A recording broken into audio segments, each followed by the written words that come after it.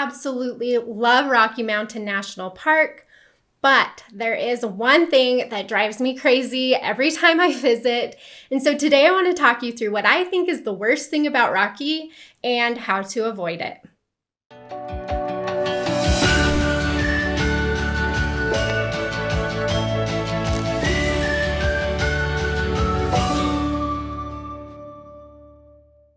My name is Ash. I'm a former park ranger and the founder of Dirt in My Shoes, and today's video is all about Rocky Mountain National Park. I have a lot of videos that talk about all the great things about Rocky, but today I wanted to focus in on something that I really feel like you should know before you visit this park. If you know this, then you will be able to better set yourself up to avoid it and have a better trip while you're there. Okay, so what's the worst thing about Rocky Mountain National Park? For me, the worst thing is just trying to get into the park, specifically from the east side.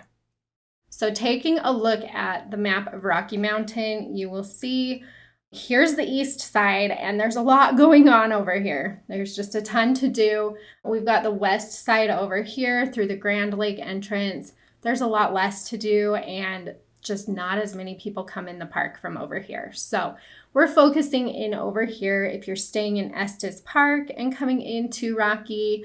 If you're coming in from like Lyons or Longmont or Boulder or anything in the greater Denver area or Denver itself, this is the side that you're going to access if you're coming in from all of those bigger cities on the east side of the park. And so getting into Rocky from this side is just where the bulk of people come in. But what happens is, so you have two different entrance stations over here coming in from Estes Park. You've got the Beaver Meadows entrance station, which is right here, and you've got the Fall River entrance station up here. You can go in through either. They connect, as you can see, there's a road that connects the two. So you can come in here and come down if you want to, or you can come in here and go up if you want to, either way. But rarely do I ever see longer entrance station lines in any national park than I do in Rocky. You'll find me in Rocky typically every year, sometimes every other year, but I love going to this park. It's pretty close to my home. I'm able to get in there pretty often and go hiking, but without fail, the entrance lines are just so long. And so a lot of people end up coming to Rocky and just waiting in entrance lines to get into the park. It's common here to wait for an hour, hour and a half, regardless of the entrance station you go through. And Rocky has really tried to fix this by implementing a reservation system to get into the park, which does help. It keeps the number of people down, but it keeps the entrance lines pretty long still because they're checking for reservations for everybody. The other thing that I don't love is once you get through the entrance station over here, so you're going in through Beaver Meadows, for example, so you wait in line here for, let's say, an hour, which is pretty standard. And then you get in here, and let's say you're trying to get down to the Bear Lake area, which is down here, which is one of the most popular areas of the park. If you do that, as it stands right now, with the entrance reservation, you have to go through another checkpoint to get onto the Bear Lake Road. So not only are you waiting here, but you're also waiting here to be able to get down to Bear Lake. So it just feels like a lot of waiting and sitting in entrance lines. Now, I am a pro at avoiding these entrance lines because there's nothing I hate more than wasting time in line. It drives me crazy. And so if you're hoping to avoid this situation, and a lot of people, like I said, just don't know this is even a problem, but if you're hoping to avoid this situation, then I highly, highly recommend you try to get through those entrance stations from Estes Park before they start checking for the timed entry reservations. So before 9 a.m., typically if you get in there before they start checking, the lines move a lot faster. It's not quite as busy. I would go as early as you possibly can because for me, I don't get stuck in those entrance station lines.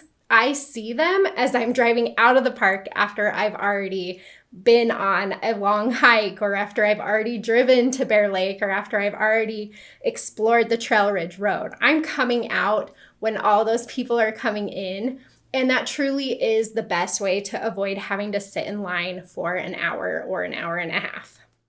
Your other option, if you're really wanting to avoid those entrance station lines, like I mentioned, these two entrance stations here, you can come in on the west side through the Grand Lake entrance over here. Grand Lake is a small little town. It's gorgeous. It's a really fun area, but just hardly anybody really comes in on this side. And so you don't get the entrance lines, you don't get the crowds over here. But the problem with doing it that way is that if you go in through the Grand Lake entrance, you're just so far away from a lot of the main things to do in Rocky. So most of the main things to do are on the east side. You have hours of driving ahead of you if you want to go in through Grand Lake and go to Bear Lake.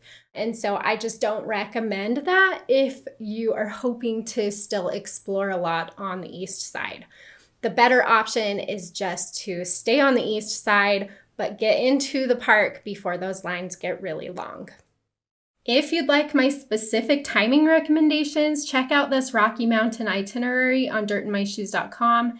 This is the schedule that I follow. It's hour by hour. It helps you avoid those crowds. It helps you get to the coolest spots at the right times so that you're not having to wait in entrance lines or circle parking lots. I'll link that itinerary in the video description below, but it really is super helpful if you're hoping to avoid those crowds. I hope that this video opens your eyes to what it can be like in Rocky Mountain. There are so many great things about this park. Again, I absolutely love this park, but if you know how hard it is to get into the park from the east side, hopefully that will help you avoid it and have a better trip to Rocky.